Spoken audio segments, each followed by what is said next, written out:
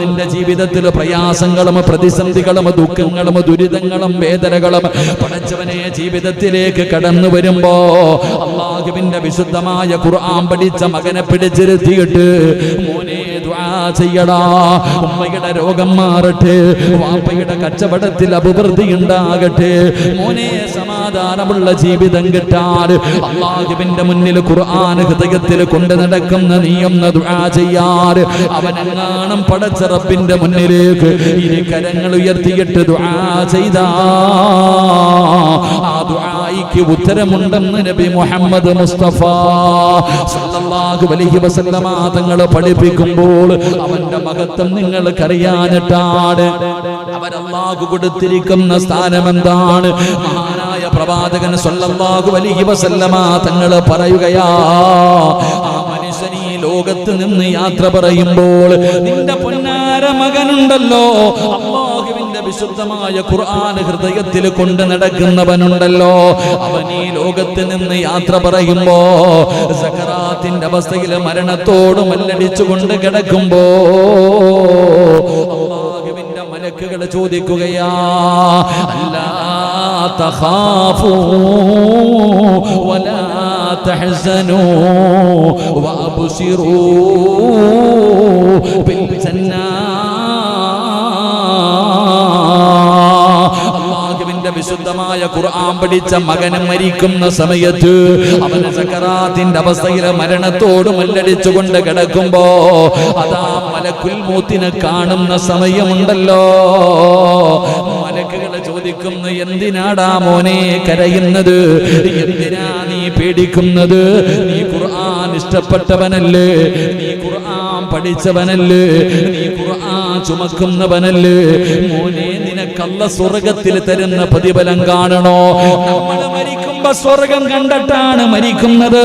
ഒരു മുഅ്മിൻ മരിക്കുന്ന സമയം അല്ലാഹുവിനെ ഭയന്നുകൊണ്ട് തഖ്വയായ ജീവിതം നയിച്ച് നടന്ന മനുഷ്യൻ മരിക്കുമ്പോ അവൻ സ്വർഗം കണ്ടിട്ടാണ് മരിക്കുന്നത്.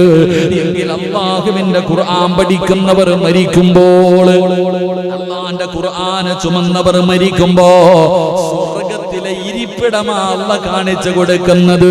ഇതാണ് സ്വർഗമെന്നല്ല പറയുന്നത്, ഇതാടാ നിനക്കല്ല തരുന്ന പ്രതിഫലം, സ്വർഗത്തിലെ നിന്റെ ഇരിപ്പിടം ഇതാടാ, സ്വർഗത്തിലെ നിന്റെ വീടിതാടാ. വഅബ്ശിറൂ ബിൽ ജന്നാ.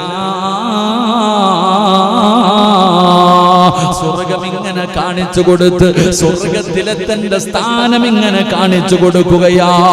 അല്ലാഹുവിന്റെ റസൂല് പറഞ്ഞു കിട്ടുന്ന രണ്ടാമത്തെ പ്രതിഫലം, മൂന്നാമത്തെ പ്രതിഫലം എന്തെന്നറിയോ? സുബ്ഹാനല്ലാഹ്,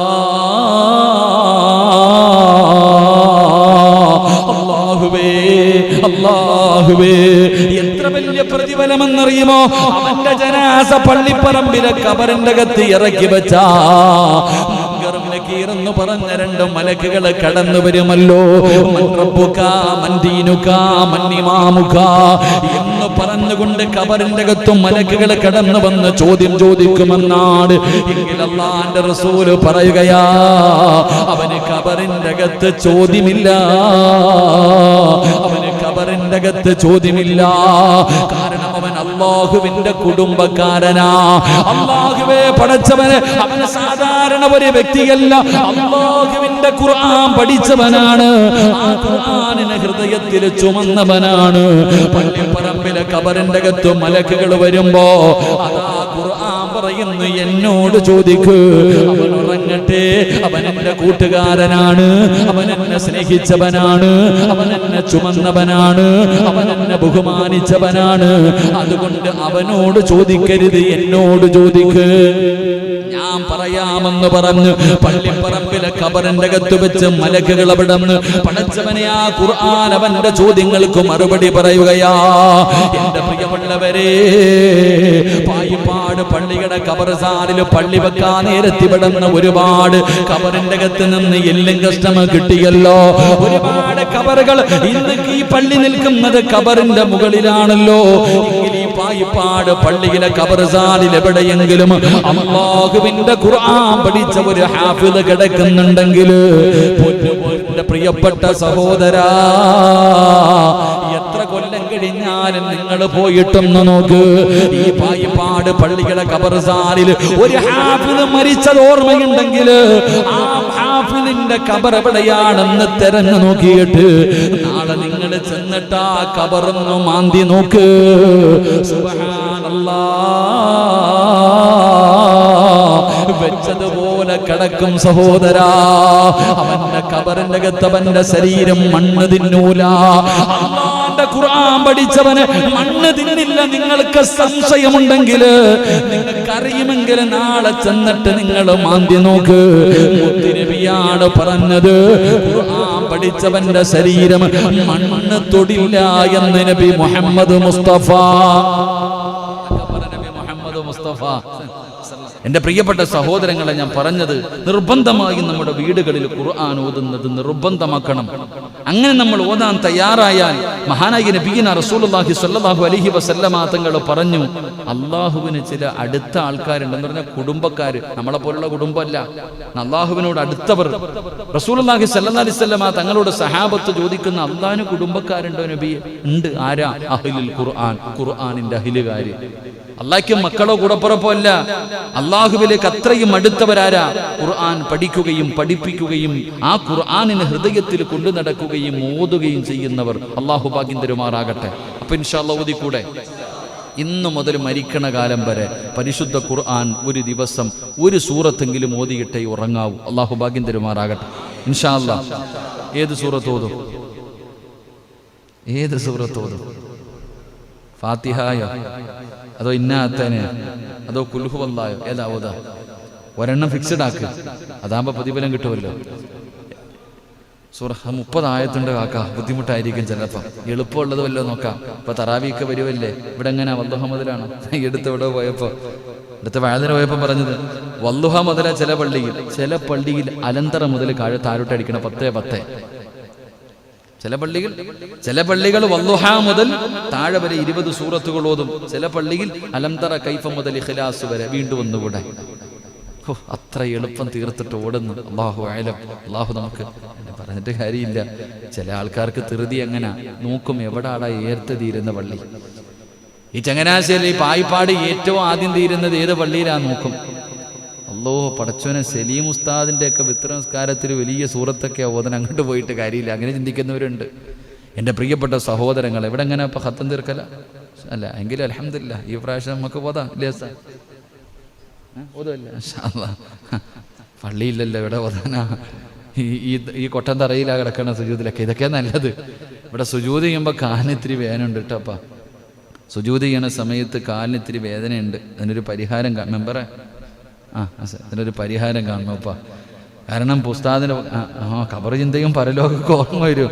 സത്യം പറഞ്ഞാൽ പുറകിൽ വന്ന് നിസ്കരിക്കുമ്പോഴാണ് അതിൻ്റെ ബുദ്ധിമുട്ട്. അതായത് നിങ്ങളൊക്കെ ചിലർ മുസല്ല കൊണ്ടുവന്നിട്ട് നിസ്കരിക്കും. മുസല്ല കാലിൻ്റെ വേദന പഠിച്ചോനെ ഒന്ന് അതിനെക്കുറിച്ചൊന്ന് ആലോചിക്കണം കേട്ടാ. ഇൻഷാ അല്ലാഹ് കൊറോണയുടെ പേരും പറഞ്ഞ് ഉള്ളതൊക്കെ മാറ്റിയിട്ടിരിക്കുക. ഒരു ഇതുമില്ല. അള്ളാഹു നമുക്ക് ഈമാൻ തരുമാറാകട്ടെ. എന്നിട്ടേക്കണം കേട്ടാ. ഷാജിയണ്ണം വിചാരിക്കും ഇങ്ങേരെന്തടാ എനിക്കിട്ട് തന്നെ കൂട്ടുന്നു. അല്ല, നമുക്ക് അല്ലല്ല ഇമാമെന്ന് പറഞ്ഞാൽ എല്ലാം പറയണോപ്പാ. നമുക്ക് ആരുടെയും ഭക്ഷണമൊന്നും ഇല്ല. എല്ലാവരും അൽഹംദുലില്ലാ. അള്ളാഹു നമുക്ക് നല്ലതല്ലേപ്പാ. അൽഹംദുലില്ലാ. എന്നിട്ട് ആ സാധനമൊക്കെ വിരിച്ചിട്ട് എല്ലാവരും ഇത് പള്ളി ഇനി പഴയ അവസ്ഥയിലേക്ക് മാറണം. അപ്പം ചോദിക്കും, ഉസ്താദെ രോഗികൾ വന്ന് സുജൂദ് ചെയ്താ അതെന്തെങ്കിലും ചെയ്യാം. അതെന്തെങ്കിലും അവിടെ വെച്ചിരിക്കണം. ആ സാനിറ്റൈസ് എടുത്ത് ഇവിടെ മൊത്തം ഒഴിച്ചാൽ മതി. അതിങ്ങനെ വരിക, നിസ്കരിക്കുക, ചെക്കാ കയറാ, നിസ്കരിക്കുക കയറാ. എന്താപ്പാ അല്ലേ? തലയെ കൂടെ എടുത്ത് ഒഴിക്കാതെ വലിയ കാര്യം. സത്യത്തിൽ ഇതിൻ്റെയൊക്കെ നിയമങ്ങൾ ഞാനിങ്ങനെ ചിന്തിച്ചു നോക്കി. ഒരാൾ ചോദിച്ചതുപോലെ മസ്തല വെച്ച പോലെ ഇതിനകത്തൊക്കെ ആൽക്കഹോൾ ഉണ്ടെന്ന് വല്ലപോലെ ഒതുവെടുത്ത് ചില ഒതുവെടുത്ത് ഇങ്ങനെയൊക്കെ ഒതുവെടുക്കുമ്പോൾ തന്നെ വല്ലാത്ത കഴിവനെ അത് കഴുകിയെല്ലാം ഇങ്ങോട്ട് കയറിയിട്ട് അത് കുറച്ച് വാരി തേച്ചിട്ട് അടച്ചവനെ ഈ സ്പ്രേ തന്നെ അടിക്കാൻ പാടില്ല എന്ന്. ആൽക്കഹോൾ ഉള്ളത് കാരണം വലിയ മഹത്തുക്കളായ പണ്ഡിതന്മാർ കറാഹത്താണെന്ന് പറയുന്നത്. എന്ന് പറഞ്ഞാൽ തേക്കണ്ടെന്നല്ല കേട്ടോ, അറൂറത്തിൻ്റെ ഘട്ടത്തിൽ തേക്കാം, അത് വേറെ വിഷയം. ശരി, അള്ളാഹു നമുക്ക് ഈമാൻ തരുമാറാകട്ടെ. ഈമാൻ തരുമാറാകട്ടെ. അപ്പം ഞാൻ ഒരു സൂറത്ത് പറയാം, ഓതുവോ? എളുപ്പമുള്ളതാവട്ടെ. അൽഹംദുലില്ലാ. ഓതൂല്ലേ? ഏത് സൂറത്ത്? സൂറത്തുൽ ഇഖ്ലാസ്. കുഴപ്പമില്ലാത്തല്ലേ? ഖുൽ ഹുവല്ലാഹു അഹദ് അല്ലാഹു സമദ് ലം യലിദ് വലം യൂലദ് വലം യകുൽ ലഹു കുഫുവൻ അഹദ്. എല്ലാവർക്കും അറിയണതല്ലേ? ഇൻഷാ അല്ലാഹ് ഓതിക്കൂടെ? ഇൻഷാ അല്ലാഹ്. അല്ലാഹു ഭാഗ്യം തരുമാറാകട്ടെ. അല്ലാഹ് ഭാഗ്യം തരുമാറാകട്ടെ. ഉറപ്പല്ലേ? ഓതൂല്ലേ? എന്തേ അല്ലാഹ് തരുന്ന പ്രതിഫലം? ഓതിയാൽ അല്ലാഹ് തരുന്ന പ്രതിഫലം എന്താ? ചുമ്മാന്നല്ല നീ വിചാരിക്കുക കുൽഹുവല്ലാഹ്. കുൽഹുവല്ലാഹ് അല്ല, അത് ഓതി അല്ലാഹ് തരുന്ന പ്രതിഫലം എന്താ? എൻ്റെ പ്രിയപ്പെട്ടവരെ, 12 പ്രതിഫലം കിട്ടും സൂറത്തുൽ ഇഖ്ലാസ് ഓതിയ. അല്ലാഹു ഭാഗ്യം തരുമാറാകട്ടെ. എത്ര പ്രതിഫലം? നമ്മൾ വിചാരിക്കും സാധാരണ ഒരു സൂറത്താണെന്നല്ല. ആ സൂറത്തിനെ സ്നേഹിച്ച സ്വർഗമുണ്ട്. ആ സൂറത്തിനെ സ്നേഹിക്കുന്നവന് സ്വർഗമുണ്ട്. മഹാനായ പ്രവാചകൻ നബി മുഹമ്മദ് മുസ്തഫ സല്ലല്ലാഹു അലൈഹി വസല്ലമ തങ്ങളുടെ മുന്നിൽ വന്നിട്ട് ഒരു സഹാബി പറഞ്ഞു, നബി ഒരു യുദ്ധത്തിനെങ്ങാണ്ട പറഞ്ഞു വിട്ടതാ, അമീർ ഇതല്ലാതെ വേറെ ഒന്നും ഓതണില്ല. അമീർ നിസ്കരിക്കുമ്പോ സൂറത്തുൽ ഇഖ്ലാസ് എല്ലാ റക്അത്തിലും ഖുൽ ഹുവല്ലാഹ്. ഇത് കേട്ടിട്ട് സഹാബത്ത് വന്ന് പരാതി പറഞ്ഞു. നബി സല്ലല്ലാഹു അലൈഹി വസല്ലമ തങ്ങൾ വിളിച്ചിട്ട് വെച്ച്, എന്ത് ചങ്ങാതി, എനിക്ക് ആ സൂറത്തിന് വലിയ ഇഷ്ടവാ, അള്ളാഹുടെ ഏകത്വത്തെ കുറിച്ച് പറയണതല്ലേ. എല്ലാ സഹാബികളും വിളിച്ചു വഴക്കു പറയുന്നു വിചാരിച്ചു. റസൂലുള്ളാഹി തങ്ങൾ ചോദിച്ചു, നീ എന്റെ ഈ സൂറ, എനിക്ക് ആ സൂറത്ത് ഇഷ്ടമാ നബിയെ, എനിക്ക് ആ സൂറത്ത് വലിയ ഇഷ്ടമാ.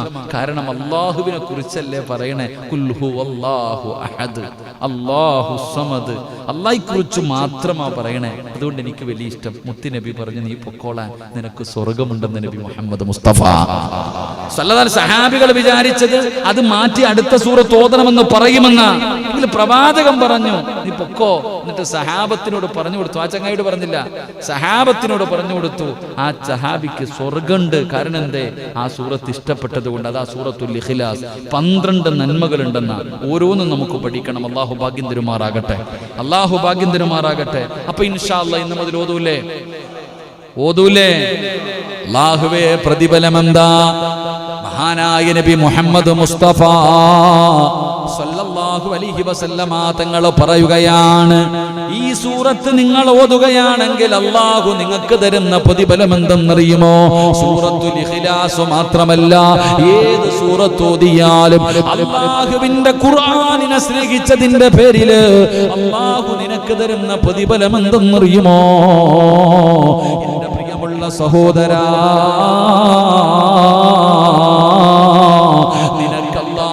ഈമാനുള്ള ഒരു മരണം തരികയാണ്. ഈമാനുള്ള ഒരു മരണം. അല്ലാഹു നിനക്ക് ഈമാനുള്ള ഒരു മരണം തരും. പടച്ചവനെ, നീ മരിച്ചു കിടക്കുമ്പോ നിന്റെ മയ്യത്ത് കാണുന്നവർ കൊതിക്കുകയാ, അല്ലാഹുവേ ഇതെന്തൊരു മരണമാണ് തമ്പുരാന്, എന്തൊരു പ്രകാശമാണ് തമ്പുരാന്, എന്തൊരു പുഞ്ചിരിയാണ് തമ്പുരാന്. അല്ലാഹുവേ, എനിക്കും ഇങ്ങനെ ഒരു മരണം തരണേ അല്ലാ. എന്റെ പ്രിയമുള്ളവരെ, നിന്റെ ജനാസ കാണുന്നവർ മുഴുവനും കൊതിച്ചു പോവുകയാണ്. പടച്ചവനെ, ഈമാനുള്ള ഒരു മരണം അല്ലാഹു നിനക്ക് തരികയാ. 2, മഹാനായ നബി മുഹമ്മദ് മുസ്തഫ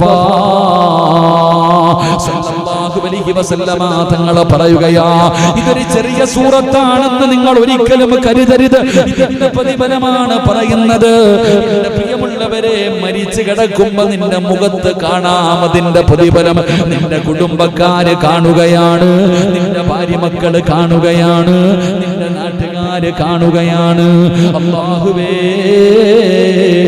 മരിച്ചു കിടക്കുമ്പോ നിന്റെ മുഖത്ത് പ്രകാശമാ. അങ്ങനെ ഒരു പ്രകാശം എല്ലാവർക്കും കിട്ടൂല. എന്റെ പ്രിയമുള്ളവരെ, ജീവിച്ചിരിക്കുമ്പോ ചിരിക്കാൻ പറ്റും, പക്ഷേ മരിച്ചു കിടക്കുന്ന സമയത്ത് ആർക്കാ ചിരിക്കാൻ കഴിയുക? ആർക്കാ ചിരിക്കാൻ കഴിയുക? പടച്ചവനെ, ആ മരണവേദനയുടെ പ്രയാസത്തില് അല്ലാഹുവേ, പടച്ചവനെ, കിടന്ന കിടപ്പിൽ കിടന്ന് മലമൂത്ര വിസർജനം നടത്തുകയാ. നിങ്ങൾ പലരുടെയും മയ്യത്ത് കണ്ടിട്ടുണ്ടല്ലോ, മുഖത്ത് നോക്കുമ്പോ തന്നെ ഭയമാണ്. മക്കളോട് പറയുന്നു, പോകണ്ട, പേടി തോന്നുമടാ പൊന്നുമോനെ.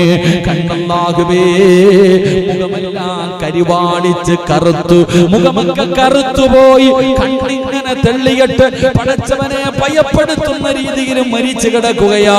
അല്ലാഹുവേ, അങ്ങനെ ഒരു മരണം തരല്ലേ തമ്പുരാന്. എന്റെ പ്രിയമുള്ള സഹോദരങ്ങളോട് പറയുകയാ, മരിച്ചു കിടക്കുമ്പോ കാണാൻ നിനക്ക് അല്ലാഹു തരുന്ന പ്രതിഫലം നിന്റെ മുഖത്ത് വല്ലാത്ത പുഞ്ചിരിയാണ്, നിന്റെ മുഖത്ത് വല്ലാത്ത പ്രകാശമാണ്. എന്റെ പ്രിയമുള്ളവരെ, ഇവിടെ ഇരിക്കുന്ന പലരും പടച്ചവനെ അത്തിപ്പറ്റ ഉസ്താദിന്റെ ഖബർ സിയാറത്ത് ചെയ്യാൻ പോയവരുണ്ടല്ലോ. ആ മഹാനവറുകള് പടച്ചവനെ ക്യാൻസർ എന്ന് പറയുന്ന രോഗം പിടിച്ച് ഒരു ഭാഗം മുഴുവനും വല്ലാതെ പടച്ചവനെ അവിടെ നിന്ന് നല്ലതുപോലെ സംസാരിക്കാൻ പോലും കഴിയാത്ത അവസ്ഥയിൽ, പക്ഷേ മരിച്ചു കിടന്നപ്പോഴുള്ള പ്രകാശമുണ്ടല്ലോ, മരിച്ചു കിടന്നപ്പോഴുള്ള പ്രകാശമുണ്ടല്ലോ, ആ മുഖത്തെ പുഞ്ചിരിയുണ്ടല്ലോ. പടച്ചവനെ ഇതുപോലെ എത്രയോ മഹത്തുക്കള്, ഇതുപോലെ എത്രയോ പണ്ഡിതന്മാര്. എന്റെ പ്രിയമുള്ളവരെ, ഈ നാട്ടിലും നിങ്ങൾ ചിന്തിച്ചാ നിങ്ങൾക്ക് കാണാൻ കഴിയും, പലരും ചിരിച്ചുകൊണ്ട് കിടക്കുന്നത് കണ്ടവരാണ്. അതുകൊണ്ട് സഹോദരാ, അല്ലാഹു നിനക്ക് തരുന്ന ഒന്നാമത്തെ പ്രതിഫലം നിനക്ക് കാണാൻ പറ്റൂല, നിനക്ക് കാണാൻ പറ്റൂല. പക്ഷേ ജനാസ കാണാൻ വരുന്നവർക്ക് മുഴുവനും കാണാൻ കഴിയുകയാണ്. ഈമാനുള്ള ഒരു മരണം അല്ലാഹു നിനക്ക് തരികയാ. രണ്ട്, അല്ലാഹുവേ പടച്ചവനെ, മലക്കുകൾ കരയുകയാണ്, മലക്കുകൾ കരയുകയാ. അല്ലാഹുവിന്റെ റസൂലല്ലേ പറഞ്ഞത്, അല്ലാഹുവിന്റെ റസൂലല്ലേ പറഞ്ഞത്, സഹാബാ പായിപ്പാട് ചില വീടുകളിലും മലക്കുകൾക്കറിയാം. ചില വീടുകളും മലക്കുകൾക്ക് പരിചയമുള്ള വീടാണെന്ന് നബി മുഹമ്മദ് മുസ്തഫ സല്ലല്ലാഹു അലൈഹി വസല്ലമ തങ്ങൾ പറഞ്ഞു. മലക്കുകൾക്കറിയാം എന്റെ വീട്. ഇനിയിപ്പോ നമുക്കറിയോ? നിങ്ങൾ ഇരിക്കണ എല്ലാവരുടെ വീട് നിങ്ങൾക്ക് അറിയോ? അറിയില്ല. പക്ഷെ ആർക്കറിയാം? അള്ളാന്റെ മലക്കുകൾക്കറിയാം, അള്ളാഹുവിന്റെ മലക്കുകൾക്കറിയാം. മലക്കുകൾ ആകാശത്ത് നിന്ന് ഭൂമിയിലേക്ക് നോക്കുമ്പോ ചില വീട് പ്രകാശിക്കും അത്രേ. ഏത് വീട്? ഖുർആൻ ഓതുന്ന ഭവനം, ഖുർആൻ ഓതുന്ന വീട്. ഇനി ഏതെങ്കിലും ഒരു ദിവസം, എല്ലാ ദിവസവും നിന്റെ വീട്ടിൽ നിന്ന് ഖുർആൻ പാരായണം കേൾക്കാറുണ്ട്. ഒരു ദിവസം കേട്ടില്ലെങ്കിൽ മലക്കുകൾ പറയത്ര, അല്ലാ ആ സിറാജിന്റെ വീട്ടിൽ നിന്ന് ഖുർആൻ ഓതുന്നത് കേൾക്കണില്ലല്ലോ, അല്ലാ ആ ചങ്ങാതിക്ക് സുഖമില്ലെന്ന് തോന്നുന്ന പടച്ചവനെ ദുആ ചെയ്യത്രേ. അല്ലാഹുവേ, എന്തെങ്കിലും ഒരു കുഴപ്പമുള്ളത് കൊണ്ടല്ലേ ഖുർആൻ ഓതാത്തത്? പടച്ചവനെ, അല്ലാഹുവേ നീ പുറത്തു കൊടുക്ക്, ശിഫ കൊടുക്ക്, നീ കരുണ കാണിക്ക് എന്ന് മലക്കുകൾ പോലും ദുആ ചെയ്യുമെന്ന് ആദരവായ പ്രവാചകൻ നബി മുഹമ്മദ് മുസ്തഫ സല്ലല്ലാഹു അലൈഹി വസല്ലം. മലക്കുകൾക്ക് പരിചയമുള്ള ചില വീടുകളുണ്ട്. നമുക്കൊരു ദിവസം ഇത് പഠിക്കണം. അല്ലാഹു ഭാഗ്യം തരുമാറാകട്ടെ. പായിപ്പാടുള്ള ചില വീടുകൾ ആർക്കറിയാം? ജിബിരിൽ എന്ന മലക്കിന് പോലും അറിയാം. അങ്ങനത്തെ ചില വീടുകളുണ്ട്. അള്ളാഹു ആ കൂട്ടത്തിൽ നമ്മുടെ ഭവനത്തെ ഉൾപ്പെടുത്തി അനുഗ്രഹിക്കുമാറാകട്ടെ. എൻ്റെ പ്രിയമുള്ള സഹോദരങ്ങളെ, നിന്റെ മരണം മലക്കുകൾക്ക് പോലും വേദനയുണ്ടാക്കും. നിന്റെ മരണം മലക്കുകൾക്ക് പോലും വേദനയുണ്ടാക്കും. മൂന്നാമത്തെ പ്രതിഫലം എന്താ? എന്റെ പ്രിയമുള്ള സഹോദരങ്ങളെ, നീ മരിച്ചു കഴിഞ്ഞു, നിന്റെ മയ്യത്ത് കുളിപ്പിച്ചു കഴിഞ്ഞു, നിന്റെ മയ്യത്ത് കഫം പൊതിഞ്ഞു കഴിഞ്ഞു. സുബ്ഹാനല്ലാഹ്, ഈ പള്ളിയിൽ നിന്നും മയ്യത്ത് കട്ടിൽ നിന്റെ വീട്ടിലേക്ക് കൊണ്ടുവരികയാ. എന്റെ പ്രിയമുള്ള സഹോദരങ്ങളെ, മഹാനായ നബി മുഹമ്മദ് മുസ്തഫ സല്ലല്ലാഹു അലൈഹി വസല്ലമ തങ്ങൾ പറയുകയാണ്, പരിശുദ്ധമായ ഖുർആൻ ഓതുന്നവർക്ക് അല്ലാഹു തരുന്ന പ്രതിഫലം എന്താണ്? എന്റെ പ്രിയമുള്ള സഹോദരങ്ങളെ, മുഅ്മിനീങ്ങളെ, നിങ്ങളുടെ വീട്ടിലേക്ക് മയ്യത്ത് കട്ടിൽ കൊണ്ടുവരുമല്ലോ. കുടുംബക്കാര് മുഴുവനും നിന്നെ കുളിപ്പിച്ച് വെള്ള തുണിയിൽ പൊതിഞ്ഞിട്ട്, നല്ല വസ്ത്രത്തിൽ പൊതിഞ്ഞിട്ട്, പടച്ചവനെ അതാ കുടുംബക്കാര് മുഴുവനും സുഗന്ധമൊക്കെ തേച്ചിട്ട് ആ പള്ളിയിൽ നിന്ന് കൊണ്ടുവന്ന മയ്യത്ത് കട്ടിലിന്റെ മുകളിലേക്ക് നിങ്ങളെ എടുത്ത് കിടത്തിയിട്ട് എല്ലാവരും ലാ ഇലാഹ ഇല്ലല്ലാഹ് എന്ന് പറഞ്ഞുകൊണ്ട് ജനാസ ചുമന്നുകൊണ്ടുവരുമല്ലോ. പള്ളിയിലേക്ക് നിങ്ങളുടെ മയ്യത്തുകൾ കൊണ്ടുവരുമല്ലോ.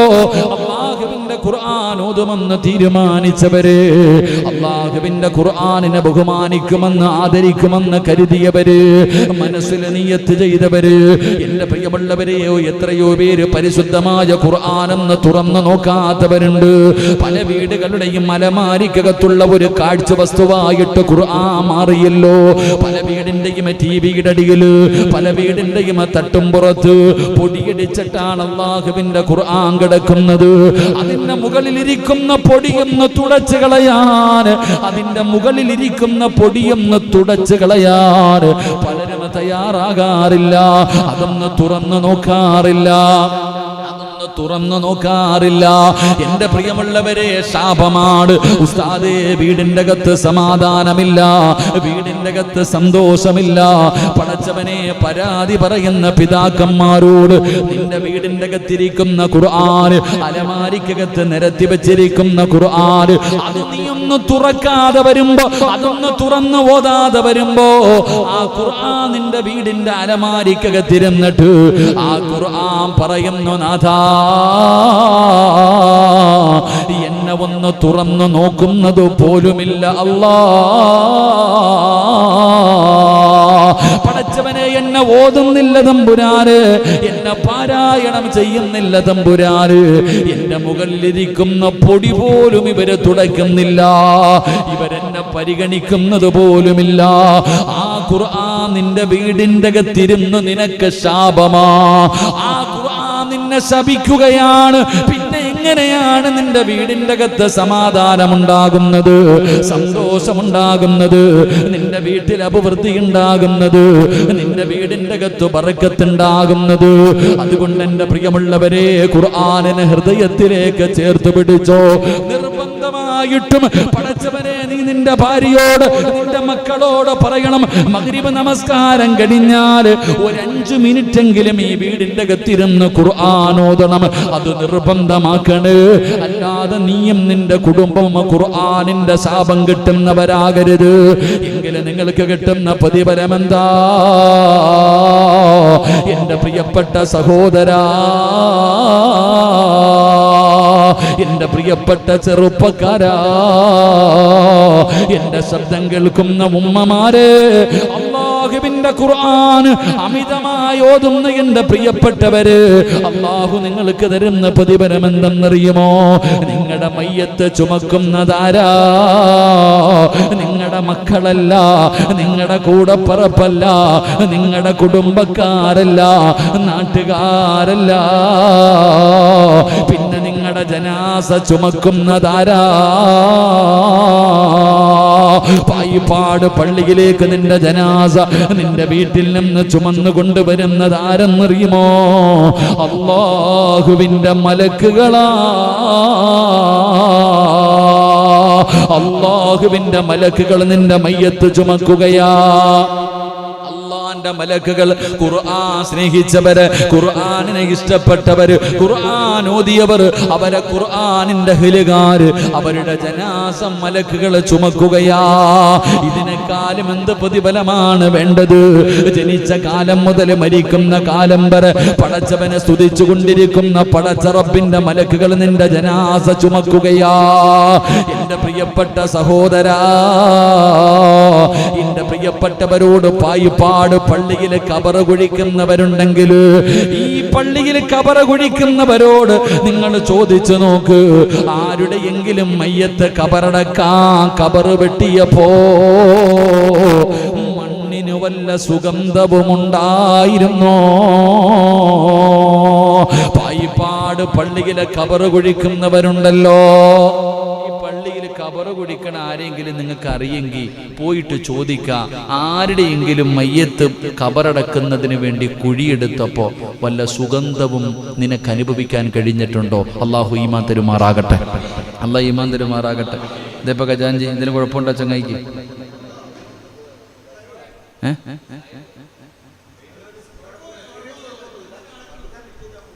വണ്ടി തട്ടിയിട്ടല്ലേ? അള്ളാഹു ശുഭ കൊടുക്കുമാറാകട്ടെ. ആരാപ്പ ഇതൊക്കെ മനുഷ്യന്മാരുടെ അവസ്ഥ. ഇത്രയേ ഉള്ളൂ ജീവിതത്തിന്റെ വില, ഇത്രയൊക്കെയുള്ളൂ മനുഷ്യന്റെ ആയുസ്. എന്തെല്ലാം മോഹത്തോടു കൂടി പോകുന്നവരാ. അള്ളാഹു അപകടം, നമ്മളൊക്കെ വാഹനങ്ങളിൽ സഞ്ചരിക്കുന്നവരാ. അള്ളാഹു അപകടങ്ങളെ തൊട്ട് കാക്കുമാറാകട്ടെ, അള്ളാഹു അപകടങ്ങളെ തൊട്ട് കാക്കുമാറാകട്ടെ. നമ്മുടെ ജീവിതത്തിൽ ഇത്രയേ ഉള്ളൂ. രാത്രി ഭാര്യയുടെ കൂടെ മക്കളുടെ കൂടെ ഭക്ഷണം കഴിച്ച് കിടന്നുറങ്ങാൻ പോകുന്നവർ, ഇത്രയോ ജീവിതം. ഒരൊറ്റ നിമിഷം കൊണ്ടാണ് എല്ലാം പോകുന്നത്. എല്ലാം ഒറ്റ സെക്കൻഡുകൾ കൊണ്ട്. കഴിഞ്ഞ ആഴ്ചയാണെന്ന് തോന്നുന്നു തിരുവല്ലയിൽ ആക്സിഡന്റ് പറ്റിയത്. ഇതെല്ലാം പ്രതീക്ഷയോടുകൂടി വരുന്നവർ. ആലപ്പുഴ ബൈപ്പാസ് തുറന്നതേ ഉള്ളൂ, എത്ര അപകടം കഴിഞ്ഞു. ഇപ്പൊ തന്നെ പായുകയാ വണ്ടികൾ കെട്ടിക്കഴിഞ്ഞാൽ. കുട്ടികളൊക്കെ പ്രത്യേകം ശ്രദ്ധിക്കണം. വണ്ടി കിട്ടിയാൽ പിന്നെ ആക്സിലേറ്റർ കൂട്ടാ 150 എന്തെന്നറിയോ, ഗെയിം കളിച്ച് പഠിച്ചു. ചെറിയ കുട്ടികൾ മുഴുവൻ ഇന്ന് ബൈക്ക് എടുത്തു കഴിഞ്ഞാൽ ഒരു സ്പീഡ് കൂടാനുള്ള കാരണം എന്തേ?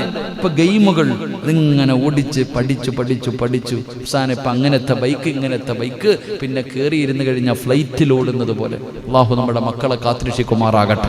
അള്ളാഹു നമ്മുടെ മക്കളെ കാത്തുരക്ഷിക്കുമാറാകട്ടെ. എൻ്റെ പ്രിയമുള്ള സഹോദരങ്ങളെ, ഇവിടെ ഖബർ കുഴിക്കുമ്പോൾ നിങ്ങൾ ആരെങ്കിലും കുഴിച്ചിട്ടുണ്ടോ? ഖബർ കുഴിച്ചിട്ടുണ്ടോ? അപ്പൊ ആരെങ്കിലും ഖബർ കുഴിച്ചിട്ടുണ്ടോ? ഉണ്ടോ? കൈ പൊക്കിക്കേ. ഖബർ കുഴിച്ചവൻ കൂടിയിട്ടുണ്ട്. അൽഹംദുലില്ലാ. ആരെങ്കിലും ഒരു മയ്യത്തിന് ഖബർ കുഴിച്ചു കൊടുത്താൽ അവനൊരു വീട് വെച്ചു കൊടുക്കുന്ന പോലെ. ഈ പായിപ്പാടൊരു വീട് കെട്ടി എത്ര കൊല്ലം ജീവിക്കും നിങ്ങളൊക്കെ? ഞാനൊരു വീട് പണിതിട്ടുണ്ട്, ഞാൻ എത്ര കാലം ജീവിക്കും? ഞാൻ മരിക്കുന്നതോട് കൂടി തീർന്നു. എന്നാൽ ഞാൻ ഏറ്റവും കൂടുതൽ കിടക്കുന്ന എവിടാ? പള്ളിപ്പറമ്പിൽ. ഇപ്പൊ ഈ പായിപ്പാട് പള്ളിയുടെ ഖബർസ്ഥാനിൽ ഒരു 10, 30, 50 കൊല്ലം മുമ്പ് മരിച്ചവരും കിടപ്പില്ലേ? ഉണ്ടോ? 50 കൊല്ലം. ഇനി എത്ര കൊല്ലം കിടക്കണം? എത്ര കൊല്ലം? അപ്പൊ ഏറ്റവും കൂടുതൽ കിടക്കുന്നത് എവിടാ? ഏറ്റവും കൂടുതൽ കിടക്കുന്നത് എവിടാ? പള്ളിപ്പറമ്പില്. കോടികൾ മുടക്കി വീട് കെട്ടിയിട്ടിട്ടുണ്ട്, അവിടെ കിടക്കാൻ യോഗമില്ല. ഈ പള്ളിപ്പറമ്പിലാ വന്ന് കിടക്കുന്നത്. അതുകൊണ്ടാ പറഞ്ഞ പള്ളിക്ക് വല്ലതും കൊടുക്കാൻ. അതുകൊണ്ടാ പറഞ്ഞത് ഇതല്ലേ തറവാട്, ഇതല്ലേ തറവാട്. അവസാനം വന്ന് കിടക്കേണ്ടത് ഈ താഴെ കാണുന്ന ആ കാട്ടിലല്ലേ? എന്റെ പൊന്നാര സെക്രട്ടറി പ്രസിഡന്റ്, ഒരു ലൈറ്റ് വെക്കണം കേട്ടോ അവിടെ പള്ളിപ്പറമ്പിൽ. ആ പാവങ്ങൾക്ക് ഒരു പ്രകാശം. കാരണം ഖബറിന്റെ അകത്തേക്ക് പ്രകാശം കിട്ടിയില്ലെങ്കിൽ ലൈറ്റെങ്കിലും. ഇതിലെങ്ങോട്ട് ഇറങ്ങാൻ തന്നെ പേടിയാ. സുബ്ഹാനല്ലാഹ്. ഇവിടെ നിന്ന് അങ്ങോട്ട് ലൈറ്റൊക്കെ വെക്കണോപ്പാ. ഖബറാളികളാണെന്ന് പറഞ്ഞിട്ട് അവരെയും നമ്മൾ എന്ത് ചെയ്യാൻ പറയും? ഇരുട്ടിക്കൊണ്ട്. ഒന്നാമതേ ഖബറിന്റെ അകത്ത് ഇരുളെന്ത് ചെയ്യും? അപ്പൊ നിങ്ങൾ പറയും ഉസ്താദ് ഖബറിനകത്ത് തീ ഉണ്ടല്ലോ, പിന്നെന്തിനാണ്? അങ്ങനെയല്ല, ഇപ്പൊ അവര് ലൈറ്റൊക്കെ വെക്കണം. ഇൻഷാ അല്ലാഹ് വെച്ചോ. എൻ്റെ പൊന്നാര മെമ്പറെ പഞ്ചായത്തിൽ നിന്ന് വല്ലതും കിട്ടുമെങ്കിൽ അവിടെ ഒരു ലൈറ്റൊക്കെ വെച്ച് കൊടുക്കും ഇൻഷാ അല്ലാഹ്. കാരണം എന്താ, പള്ളിപ്പുറമ്പ് ഞാൻ അങ്ങനെ പോകുമ്പോൾ മതിലിൻ്റെ സൈഡിൽ അങ്ങനെ കൊണ്ട് പോകുമ്പോൾ ഒരു മതിലിൻ്റെ സൈഡിൽ ലൈറ്റ് ഇരിപ്പുണ്ട്. നിങ്ങളുടെ വീടാണ് അപ്പോൾ താഴെ ഉള്ളത്? ഇപ്പോൾ നിങ്ങളല്ലല്ലോ മറ്റേക്കാടെ വീട്. അങ്ങോട്ട് പോണ വഴി ലൈറ്റ്. ഇവിടെ പോകുമ്പോൾ ലൈറ്റൊക്കെ, ഒരു നല്ല ലൈറ്റൊക്കെ വെക്കണം. അൽഹംദുലില്ലാ. അള്ളാഹു നമ്മുടെ ഖബറിടം അള്ളാഹു പ്രകാശമാക്കി തരുമാറാകട്ടെ. എൻ്റെ പ്രിയപ്പെട്ട സഹോദരങ്ങളെ, ഖബർ കുഴിച്ചാൽ എന്തേ പ്രതിഫലം? ഒരു വീട് വെച്ചു കൊടുക്കുക. ഖബറാളികൾക്കൊരു വീട് വെച്ചു കൊടുക്കുക. ഖബർ കുഴിക്കാന്ന് പറഞ്ഞാ അള്ളാഹു നിനക്ക് സ്വർഗത്തിലൊരു ഭവനം തരുമെന്ന് നബി മുഹമ്മദ് മുസ്തഫ. ഖബർ നിനക്കെന്ന് പറഞ്ഞാൽ നിനക്ക് ഖബർ കുഴിക്കണ സമയത്ത് പോയി കൂടണം. എന്താ നിങ്ങൾക്കൊന്നും ഖബർ കുഴിക്കാൻ അറിയില്ല? ഇവിടെ ആരാപ്പ കുഴിക്കണത്? അത് വെളിയിൽ നിന്ന് വിളിക്കുമല്ലേ? ഇവിടെ അങ്ങനെ അതിനൊരു ബാച്ച് വേണം. അതാ ഞാൻ നേരത്തെ പറഞ്ഞത്. പള്ളിയിൽ ഖബർ കുഴിക്കാൻ അൽഹംദുലില്ലാ ചെറുപ്പക്കാരൊക്കെ ഖബർ കുഴിക്കാൻ മരിച്ചതിന് ശേഷമല്ലപ്പാ, നേരത്തെ ഒരു ഖബർ കുഴിച്ചിടണം. ആരോ പറഞ്ഞിട്ട് ഇടയ്ക്കിടയ്ക്ക് ഖബറി ഇറങ്ങി കിടക്കണ ഒരു ചങ്ങാതി ഉണ്ടായിരുന്നത്. അൻസാരിയാണ് പറയണിട്ട് ആരോ ഒന്നിറങ്ങി കിടക്കണോപ്പാ, അതൊരു വല്ലാത്തതാ. ഞാൻ ഇറങ്ങിയിട്ടുണ്ട് ഖബറിൻ്റെ അകത്ത്. ഖബറിൻ്റെ അകത്തൊക്കെ ഒന്ന് ഇറങ്ങി നിൽക്കണം, ഒന്ന് നോക്കണം, ഒന്ന് കിടന്നൊക്കെ നോക്കണം. അത് വലിയ പാവമൊന്നുമില്ല, നല്ലതാ. അവസാനം അവിടെ പോയി കിടക്കേണ്ടവരാണെന്നുള്ള ബോധം വരുമല്ലോ. ഒറ്റയ്ക്ക് ഖബറിനൊക്കെ പോയി എന്നിട്ടൊന്ന് ഇറങ്ങി നിൽക്കണം. ഖബറിൻ്റെ അകത്തൊക്കെ ഒന്ന് ഇറങ്ങി ഒന്ന് കിടന്ന് നോക്കണം, നീളമൊക്കെ കറക്റ്റാണോ. നമുക്ക് പേടി അങ്ങോട്ട് പോകാൻ തന്നെ.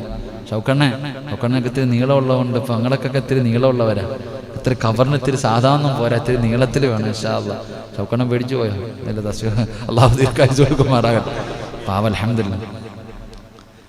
ഷൗക്കണ്ണൻ പറഞ്ഞിരിക്കുന്നത് നേരത്തെ വെട്ടിയിടണമെന്നല്ലേ? എൻ്റെ പ്രിയപ്പെട്ട സഹോദരങ്ങളെ, ഖബർ കുഴിക്കാൻ കൂടണം കേട്ടോ. ഖബർ കുഴിക്കുന്നത് കണ്ടാൽ ഇൻഷാ അല്ലാഹ് ജമാഅത്ത് ഇപ്പം തീരുമാനിച്ചിട്ടുണ്ട് നേരത്തെ കുഴിച്ചിടാൻ, നേരത്തെ ഖബർ കുഴിച്ചിടാൻ. ഖബർ കുഴിക്കുന്ന സമയത്ത് പോയിട്ട് ഒരു മമ്മട്ടി കൊണ്ടെങ്കിലും ഒന്ന് വെട്ടിക്കൂട്. കാരണം ഒരു വീട് വെച്ചു കൊടുക്കുക.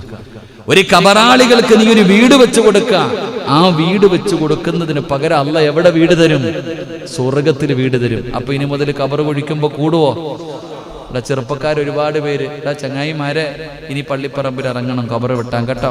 മാരൊക്കെ പഠിപ്പിക്കണം. എല്ലാവരും ഖബർ വെട്ടാൻ അറിയുന്ന ഒരാൾ മതി, പിന്നെ ബാക്കിയൊക്കെ പഠിക്കാൻ. കുഴി വാഴയ്ക്ക് വീട്ടിൽ തെങ്ങിന് പോലും കുഴിയെടുക്കാത്ത ടീമുകളാണ്. എൻ്റെ പ്രിയപ്പെട്ട സഹോദരങ്ങൾ, അള്ളാഹു നമുക്ക് ഈമാൻ തരുമാറാകട്ടെ. ഞാൻ പറഞ്ഞത്, ഖബറ് കുഴിക്കുന്ന സമയത്ത് ചിലർക്ക് ഖബറ് വെട്ടുമ്പോൾ ഒരു മണം, ഒരു സുഗന്ധം. ചില ആൾക്കാരെ ഖബറടക്കുന്നതിന് വേണ്ടി ഖബറ് കുഴിക്കുന്ന സമയത്ത് മണ്ണിന് പോലും സുഗന്ധം. ആരുടെ മണ്ണ്? ആർക്ക് വേണ്ടി ഖബറ് കുഴിക്കുമ്പോഴാ? അല്ലാഹുവിന്റെ ഖുർആനിനെ സ്നേഹിച്ചവരുണ്ടല്ലോ, പരിശുദ്ധമായ ഖുർആനിനെ ഹൃദയത്തിൽ ചുമക്കുന്നവരുണ്ടല്ലോ, മക്കളെ ഖുർആൻ അനുസരിച്ച് ജീവിപ്പിക്കുന്നവരുണ്ടല്ലോ, മക്കളെ ഖുർആൻ പഠിപ്പിക്കുന്നവരുണ്ടല്ലോ. എൻ്റെ പ്രിയമുള്ളവരെ, നിങ്ങൾ വിചാരിക്കും ഞാൻ വെറുതെ പറഞ്ഞതാണെന്ന്. ഒരിക്കലുമല്ല. തെളിവ് വേണോ? മഹാനായ നബി മുഹമ്മദ് മുസ്തഫ സല്ലല്ലാഹു അലൈഹി വസല്ലമ തങ്ങളുടെ സഹാബിയാണ് സഅദ് ഇബ്നു മുആദ് റളിയല്ലാഹു തആല അൻഹു.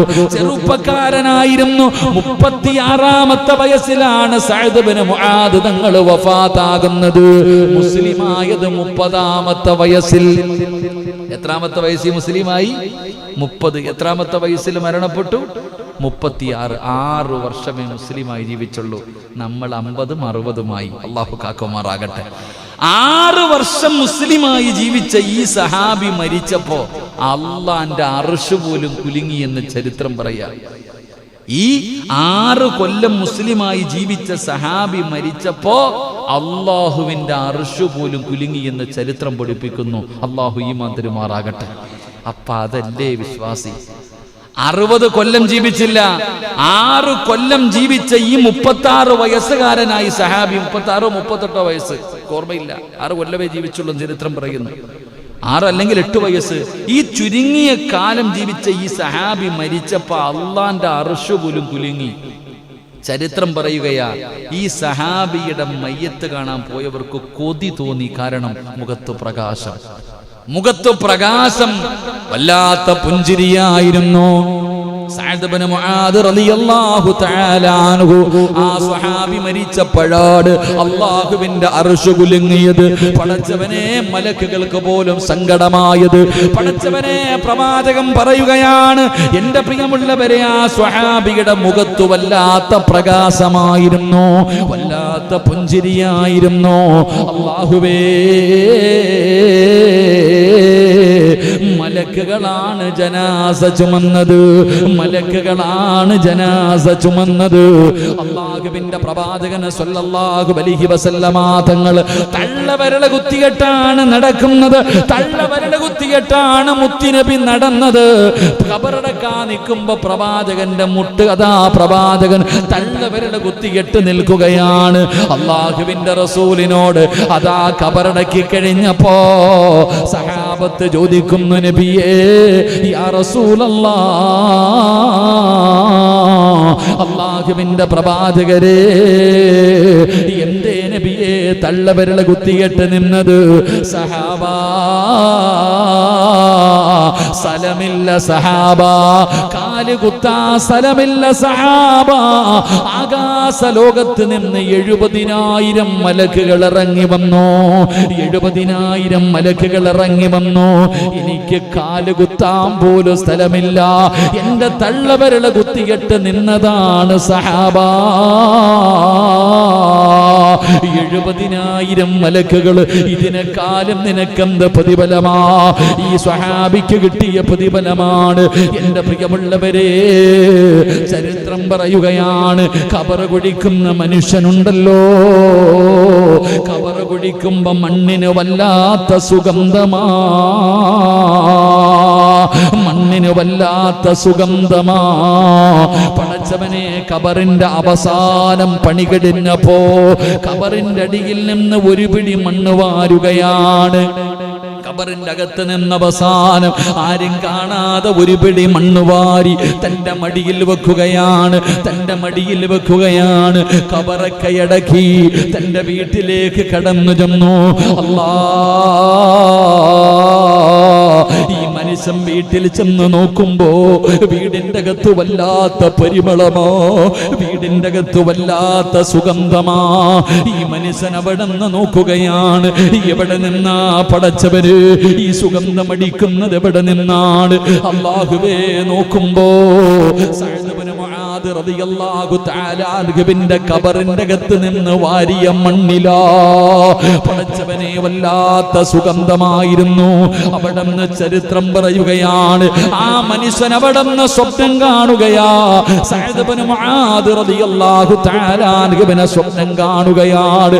അവിടെ നിന്ന് ചോദിക്കുന്നു, സഅദേ, ഖബർ കുടിച്ച മനുഷ്യനുണ്ടല്ലോ, അവിടെ നിന്ന് സ്വപ്നത്തിൽ കണ്ടപ്പോ അവിടെ നിന്ന് ചോദിക്കുന്നു, സഅദേ, നീ മരിച്ചപ്പോൾ അല്ലാഹുവിന്റെ അർശ് പോലും കുലുങ്ങിയല്ലോ, എല്ലാവരും കരഞ്ഞപ്പോ നിന്റെ മുഖത്ത് പുഞ്ചിരിയായിരുന്നല്ലോ, നിന്റെ ജനാസ ചുമന്നല്ല മലക്കുകളായിരുന്നല്ലോ, 70,000 മലക്കുകൾ നിന്റെ ജനാസ ഖബറടക്കാൻ കടന്നു വന്നല്ലോ.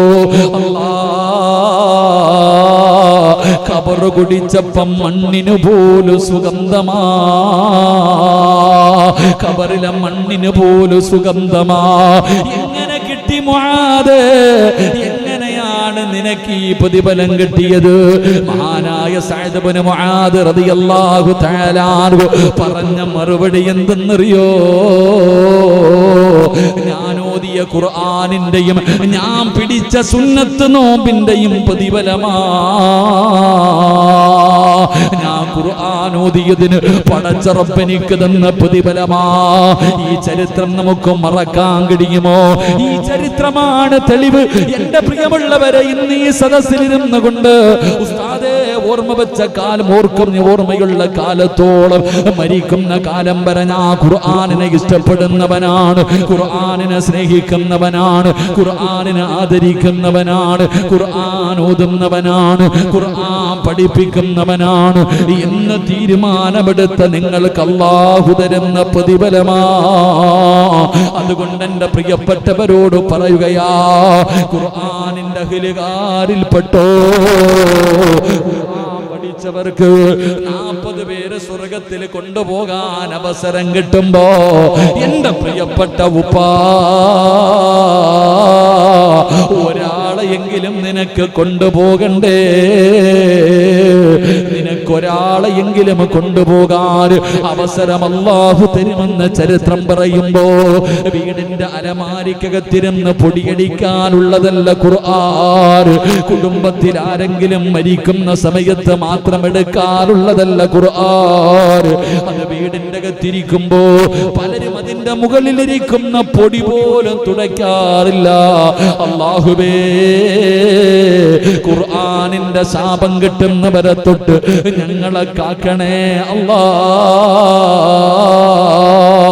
നിനക്കതിന്റെ മഹത്വം അറിയാനട്ടാ. ലൗ അൻസൽനാ ഹാദൽ ഖുർആന അലാ ജബലിൽ റഅയ്തഹു ഖാസിഅൻ മുതസദ്ദിയൻ മിൻ ഖശിയത്തില്ലാഹ് വതിൽകൽ അംസാലു നദ്രിബുഹാ ലിന്നാസ്. അല്ലാഹുവിന്റെ വിശുദ്ധമായ ഖുർആൻ പറയുകയാ, ഈ ഖുർആനെങ്ങാണ് നിന്റെ വീടിന്റെ അലമാരിക്കകത്ത് കാഴ്ച വസ്തു പോലെ ഇരിക്കുന്ന പൊടിയടിച്ചിരിക്കുന്ന അലമാരിയുടെ മുകളിലെടുത്തിട്ടിരിക്കുന്ന ഖുർആനുണ്ടല്ലോ, അതെങ്ങാനും ഒരു പർവ്വതത്തിന്റെ മുകളിലാണ് ഇറങ്ങിയതെങ്കില് പലരുടെയും വീടിന്റെ അകത്ത് കണ്ണാടിക്കകത്ത് സൗദിന്ന് കൊണ്ടുവന്നത് നിരത്തി വെച്ചിരിക്കുക. അല്ലാഹു കാത്തിരക്ഷിക്കുമാറാകട്ടെ. എന്തിനാ കാണാനാ? അങ്ങനെ വെക്കരുത്. അങ്ങനെ വെച്ചിട്ടുണ്ടെങ്കിൽ ഓരോ ദിവസം ഓരോ ഖുർആൻ എടുത്ത് തുറന്നു നോക്കണം. ഇല്ലെങ്കിൽ അത് അവിടെ ഇരുന്ന് ശപിക്കും. അതാ നിന്റെ വീട് നേരെയാകാത്തത്. അല്ലാഹു കാത്തിരക്ഷിക്കുമാറാകട്ടെ. അള്ളാന്റെ ഖുർആൻ പഠിച്ചവന്റെ ശരീരം മണ്ണും പുഴുക്കളും തിന്നൂല. അത് അതുപോലെ തന്നെ കിടക്കും. അല്ലാഹു ഈമാൻ തരുമാറാകട്ടെ.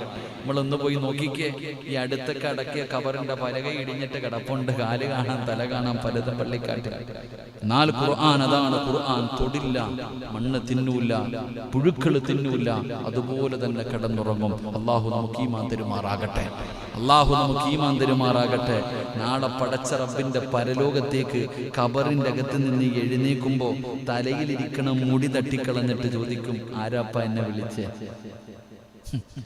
ഉറക്കത്തിൽ നിന്ന് രാവിലെ കല്യാണം കഴിഞ്ഞ് ഫസ്റ്റ് നൈറ്റിൽ കടന്നുറങ്ങിയിട്ട് പുതിയാപ്പള ഉറക്കത്തിൽ നിന്ന് എഴുന്നേക്കണ പോലെ ഈ ഖുർആൻ പഠിച്ച മകന് പായിപ്പാട് പള്ളിയുടെ ഖബർസ്ഥാനിൽ നിന്ന് എഴുന്നേറ്റിട്ട് ചോദിക്ക, ആരാ വിളിച്ചുണർത്തിയേ? അല്ലാഹു ആരം പടച്ചോനെ. നാലിച്ചു വയ്ക്ക് നമ്മളുടെ അവസ്ഥയൊന്ന് ആലിക്ക്, നമ്മളെങ്ങനെ എഴുന്നേക്കാം? ഇവിടെ നിന്ന് ഓരോ മനുഷ്യനും എഴുന്നേക്കുന്ന രംഗം നിങ്ങളൊന്ന് ചിന്തിക്ക്. ഖുർആൻ പഠിച്ചവൻ എഴുന്നേറ്റിട്ട് ചോദിക്കുന്നു, ആരാ വിളിച്ചുണർത്തിയത്? അല്ലാ പടച്ചോൻ, ഇത് ആരാപ്പ നിക്കണേ? ഖബറിന്റെ അകത്ത് നിന്ന് എഴുന്നേറ്റ് നോക്കുക, ആരാ നിക്കണ? ഒരാള് സുന്ദരനായി സുമുഖനായിട്ട് ഇങ്ങനെ നിൽക്കാ. എടാ ചങ്ങാതി എഴുന്നേക്ക്, നമുക്ക് പോകാം. മഹ്ശറയാ, ഇന്ന് മഹ്ശറയാ. അല്ലാഹുവാണ് വിളിച്ചിരിക്കുന്നത്, എഴുന്നേക്ക്. നീ ആരാടാ ചങ്ങാതി എന്നെ വിളിക്കാൻ? നീ ആരാ? എന്നെ ഞാൻ കണ്ടിട്ടൊന്നും ഇല്ലല്ലോ, നമ്മൾ തമ്മിൽ പരിചയമൊന്നും ഇല്ലല്ലോ. എടാ മോനെ, നീ ചുമന്നോണ്ട് നടന്ന ഖുർആനാടാ ഞാനാണ് പരിശുദ്ധമായ ഖുർആൻ. നീ എഴുന്നേക്ക്. വിളിച്ചുണർത്തിയിട്ട് പടച്ചവനെ നല്ല വസ്ത്രങ്ങൾ അങ്ങോട്ട് കൊടുക്കുക, സ്വർഗത്തിലെ വസ്ത്രം ധരിപ്പിക്കുക. ഏറ്റവും കൂടുതൽ വില കൂടിയ വസ്ത്രങ്ങൾ, അള്ളാഹുവിന്റെ സ്വർഗത്തിലെ വസ്ത്രങ്ങളൊക്കെ ധരിപ്പിച്ചിട്ട് ഇവന്റെ തലയിൽ കിരീടം വെച്ച് കൊടുക്കുന്ന, ഇവന്റെ ഉമ്മാക്കും ഉപ്പാക്കും കിട്ടണ അതിനും വേറെ. ഇവന്റെ ഈ ഖുർആൻ പഠിക്കുന്ന ഒരു വിദ്യാർത്ഥി, ആ വിദ്യാർത്ഥിയുടെ മാതാപിതാക്കൾക്ക് പോലും പ്രത്യേക പരിഗണനയുണ്ടെന്നാ. അപ്പൊ ഇവന്റെ തലയിൽ ഇങ്ങനെ വസ്ത്രവും വെച്ച് തൊപ്പിയൊക്കെ വെച്ചു കൊടുത്തിട്ട് ഖുർആൻ ഇങ്ങനെ കയ്യിൽ പിടിച്ചിട്ട് അള്ളാടെ മുന്നിൽ കൊണ്ടോ. പടച്ചവനെ, അള്ളാഹ് ഇവനെ സ്വർഗം കൊടുക്കണം തമ്പുരാനെ. അള്ളാടെ മുന്നില് ഞാനും നിങ്ങളും പടച്ച റബ്ബിന്റെ മുന്നിൽ നിന്നിട്ട് ഉരുക. ഉടുതുണിയുണ്ടോ? സുബ്ഹാനല്ലാഹ്. ഉമ്മ പ്രസവിച്ചിട്ടതുപോലെ നമ്മളൊക്കെ നിൽക്കുന്നത് നാളെ പടച്ച റബ്ബിന്റെ കോടതിയിൽ. ഉടുതുണിയില്ലാതെ ചേലാകർമ്മം പോലും ചെയ്യേണ്ട അവസ്ഥയിലാണ് നമ്മൾ നിൽക്കുന്നത്. നാളെ ഇങ്ങനെ നിൽക്കുന്ന ദിവസം അള്ളാടെ മുന്നിൽ നിന്ന് വിറയ്ക്ക ഒരാള് പോലും തല ഉയർത്തില്ല എന്നാണ് ഹദീസിന്റെ കിതാബുകൾ പറയുന്നു. മുഖം പോലും ഉയർത്താൻ പേടിച്ചിട്ട് അത്രയും ഭയാനകമായ ദിവസം. നഫ്സി നഫ്സി, പ്രവാചകന്മാര് പോലും കരയണമെങ്കിൽ ആ ദിവസം ചിന്തിക്കുക.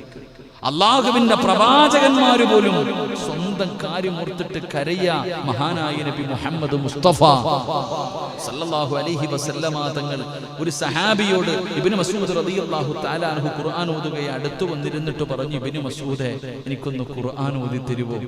ഇബ്നു മസ്ഊദ് റളിയല്ലാഹു തആല അൻഹു ചോദിച്ചു, നബിയെ, അങ്ങക്കല്ലേ ഖുർആൻ ഇറങ്ങിയേ, ഞാൻ ഓതി തരണോ? പ്രവാചകൻ സല്ലല്ലാഹു അലൈഹി വസല്ലം തങ്ങൾ പറഞ്ഞു, നീ ഓത്, എനിക്ക് നീ ഓതുന്നത് കേൾക്കാൻ വലിയ ഇഷ്ടമാണ്. അള്ളാഹുവിന്റെ പ്രവാചകൻ സല്ലല്ലാഹു അലൈഹി വസല്ലം തങ്ങൾ അവിടെ നിന്ന് പറഞ്ഞു, എനിക്ക് വേണ്ടി ഒന്ന് ഖുർആൻ ഓതിത്താ. മഹാനായ ഇബ്നു മസ്ഊദ് റളിയല്ലാഹു തആല അൻഹു പരിശുദ്ധമായ ഖുർആൻ സൂറത്തുൻ നിസാ ആണ് ഓതുന്നത്. അള്ളാന്റെ വിശുദ്ധമായ ഖുർആൻ സൂറത്തുൻ നിസാ ഇങ്ങനെ ഓതുകയാണ്. അള്ളാന്റെ റസൂൽ സല്ലല്ലാഹു അലൈഹി വസല്ലമ തങ്ങൾ അവിടെ ഇങ്ങനെ കേട്ടുകൊണ്ടിരിക്കുകയാണ്. അതാ ഇങ്ങനെ ഓതി ഓതി വരികയാണ്. റബ്ബേ, പരിശുദ്ധമായ ഖുർആൻ ഇങ്ങനെ ഓതിക്കൊണ്ടിരിക്കുമ്പോ അതാ പരിശുദ്ധമായ ഖുർആൻ സൂറത്തുൻ നിസാ ഇങ്ങനെ ഓതിക്കൊണ്ടിരിക്കുകയാണ്. അത് ഓതുന്ന സമയത്താണ് ഇബ്നു മസ്ഊദ് റളിയല്ലാഹു തആല അൻഹു നാളെ ഓരോ സമുദായത്തിന്റെയും പ്രവാചകന്മാർ നാളെ സാക്ഷികളാക്കി നാളെ പരലോകത്ത് കൊണ്ടുവരുമെന്നുള്ള ആയത്ത് ഓതുമ്പോ ജനാബിക ഹൗലാഇ ശഹീദ് ആയത്തെന്ന് ഓതുമ്പോ അല്ലാഹുവിന്റെ റസൂല് പറയുന്നു, ഇബ്നു മസ്ഊദ്, ഇനി ഓതല്ലേ, ഇനി കേൾക്കാനുള്ള ധൈര്യമില്ല, ഇനി ഓതരുത് ഖുർആൻ, മതി മതി നിർത്ത്, ഇത് കേൾക്കാനുള്ള ശക്തി എനിക്കില്ല. അല്ലാഹുവേ, ഇബ്നു മസ്ഊദ് റളിയല്ലാഹു തആല അൻഹു പറയുകയാ, ഞാൻ തിരിഞ്ഞു നോക്കിയപ്പോൾ റസൂലുള്ളാഹിയുടെ താടി രൂപത്തിലൂടെ കണ്ണുനീര് ഒഴുകുകയാണ്. ഏതായത്താ ഓതിയത്? ഈ ഉമ്മത്തിന്റെ സാക്ഷിയായിട്ട് നാളെ പരലോകത്ത് മുത്തുനബിയെ കൊണ്ടുവരും. ഓരോ പ്രവാചകന്മാരെയും അവരുടെ അനുയായികൾക്ക് സാക്ഷിയായിട്ട് കൊണ്ടുവരുമെന്നുള്ള ഖുർആൻ ആയത്ത് കേട്ടപ്പോ അല്ലാഹുവിന്റെ പ്രവാചകൻ പോലും കരഞ്ഞുപോയെന്ന് ചരിത്രം പറയുമ്പോ ആ പരലോകത്താണ് ഞാനും നിങ്ങളും നിൽക്കുമ്പോ ഖബറിന്റെ അകത്ത് നിന്ന് നിന്റെ പൊന്നാര മകനെയോ മകളെയോ അല്ലാഹുവിന്റെ വിശുദ്ധമായ ഖുർആൻ പിടിച്ചു കൊണ്ടുവരികയാ. എന്നിട്ട് പറയുന്നു, നാഥാ, പടച്ചവനെ, എത്രയോ ആൾക്കാർ ഖുർആൻ പഠിക്കാതെ, ഖുർആൻ ഓതാതെ, ഒന്ന് തുറന്നു പോലും നോക്കാതെ, എന്റെ മുകളിൽ ഇരുന്ന പൊടി പോലും ഒന്ന് തുടച്ച് കളയാതെ എത്രയോ പേര് എന്നെ ബഹുമാനിക്കാതിരുന്നപ്പോ അല്ലാഹുവേ, ഇവൻ എന്നെ ബഹുമാനിച്ചവനാണല്ലാ, ഇവൻ ഹൃദയത്തിൽ ചുമന്നവനാണല്ലാ. അതുകൊണ്ട് റബ്ബേ ഇവന് നീ സ്വർഗം കൊടുക്കണേ അല്ലാ. നാളെ വിചാരണയില്ല, നിന്റെ പൊന്നുമോന് നാളെ ഹിസാബില്ല, നാളെ പടച്ചവൻ അവനോട് ചോദിക്കില്ല, നാളെ അവനെ വിചാരണ ചെയ്യില്ല. അല്ലാഹു പറയും, അതാടാ സ്വർഗം, നിനക്കിഷ്ടമുള്ള വാതിലിലൂടെ കേറിപ്പോക്കോ. നാളെ അവനോട് പറയുകയാ, ഈ കാണുന്ന സ്വർഗത്തിന്റെ ഏത് കവാടത്തിലൂടെ വേണമെങ്കിലും കടന്നു പൊക്കോ. അല്ലാഹുവേ, നിന്റെ പൊന്നാര മകൻ സ്വർഗത്തിലേക്ക് കടന്നു പോവുകയാ. അവന് സ്വർഗത്തിന്റെ മുന്നിലെത്തുമ്പോ, അവന് സ്വർഗത്തിലേക്ക് പോകുമ്പോ അവന്റെ കുടുംബക്കാര് കടന്ന് യാചിക്കുകയാ. അവന്റെ കുടുംബക്കാരിൽ പലരും നരകത്തിലേക്ക് മലക്കുകൾ കൊണ്ടുപോവുകയാണ്. അവർ പലരും നരകത്തിന്റെ അവകാശികളാണ്. ഇവൻ പദാ സ്വർഗത്തിന്റെ മുന്നിൽ പോയിട്ട് അല്ലാഹുവിന്റെ മുന്നിലേക്ക് കരഞ്ഞുകൊണ്ട് തിരിച്ചു വരികയാ. അല്ലാഹുവിന്റെ മുന്നിലേക്ക് കരഞ്ഞുകൊണ്ട് തിരിച്ചു വരികയാ. അല്ലാഹു ചോദിക്കുന്നു, നിനക്ക് ഞാൻ സ്വർഗം തന്നില്ലേ, എന്തിനാ മോനെ കരയുന്നത്? നിന്നോട് സ്വർഗത്തിൽ പോകാൻ പറഞ്ഞിരിക്കുകയല്ലേ, എന്തിനാ പൊന്നുമോനെ നീ കരയുന്നത്? അല്ലാഹുവേ, എന്റെ ഉമ്മയും എന്റെ ഉപ്പയും എന്റെ കൂടപ്പറപ്പും എന്റെ കുടുംബക്കാര് ഇവരൊക്കെ നരകത്തിൽ പോകുമ്പോ എനിക്ക് മാത്രം എന്തിനാ പടച്ചവനെ സ്വർഗം? എന്റെ ഈ കുടുംബക്കാര് മുഴുവനും നരകത്തിലാണല്ലോ.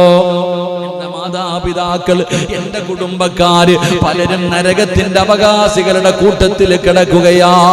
ആ സമയത്ത് ഞാൻ മാത്രം എങ്ങനെയാ പടച്ചവനെ സ്വർഗത്തിൽ പോകുന്നത്? അവനെ കൂടെ രക്ഷപ്പെടുത്തണേ അല്ലാ. നാളെ പടച്ച റബ്ബിന്റെ പരലോകത്ത് വെച്ച് പറയുമ്പോ അല്ലാഹുവിന്റെ റസൂൽ അവിടെന്ന് പറയുകയാ, അല്ല പറയുന്ന പോകടാ, ഖുർആൻ പഠിച്ചവനെ പോകടാ. ആ കിടക്കുന്നവരിൽ ഇഷ്ടമുള്ള 40 പേരുടെ കയ്യിൽ പിടിച്ചോ. അല്ലാഹു നമുക്ക് ഈമാൻ തരുമാറാകട്ടെ.